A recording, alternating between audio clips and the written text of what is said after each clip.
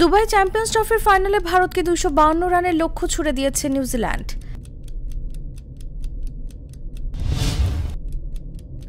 তামিম ইকবালের হার না মানা সেঞ্চুরিতে পার্টেক্সের বিপক্ষে 7 উইকেটের দাপটে জয় পেয়েছে মোহামেডান। লিগ ওয়ানে রেনের মাঠে 4-1 গোলের বিশাল জয় পেয়েছে পিএসজি। ম্যাচের ইনজুরি সময়ে 3 মিনিটের ব্যবধানে জোড়া গোল করেন ওসমান ডেম্বেলে। বায়ার্ন মিউনিখ 3-2 গোলে হেরেছে ভিএফএল বোকামের কাছে।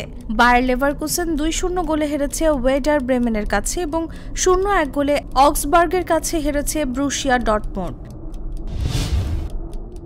সাউদাম্পটনের বিপক্ষে 3-1 গোলে জয়ের ম্যাচে জোড়া গোল করে লিভারপুলের সর্বকালের সর্বোচ্চ গোলদাতার তালিকায় 3 নম্বরে উঠে এসেছেন সালাহ।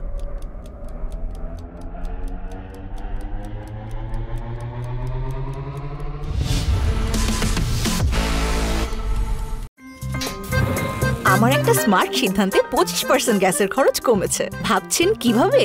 সাধারণ গ্যাস স্টোভ বদলে আমি এনেছি আরএফএল গ্যাস স্টোভ। এর সাইন্টিফিক নজল ও ব্রাস বার্নার ক্যাপ সমানভাবে তাপ ছড়িয়ে রান্না করে দ্রুত, তাই গ্যাসও বাঁচায় 25%, টাকাও বাঁচে 25%। আরএফএল গ্যাস স্টোভ নিরাপদ ও গ্যাস সাশ্রয়ী।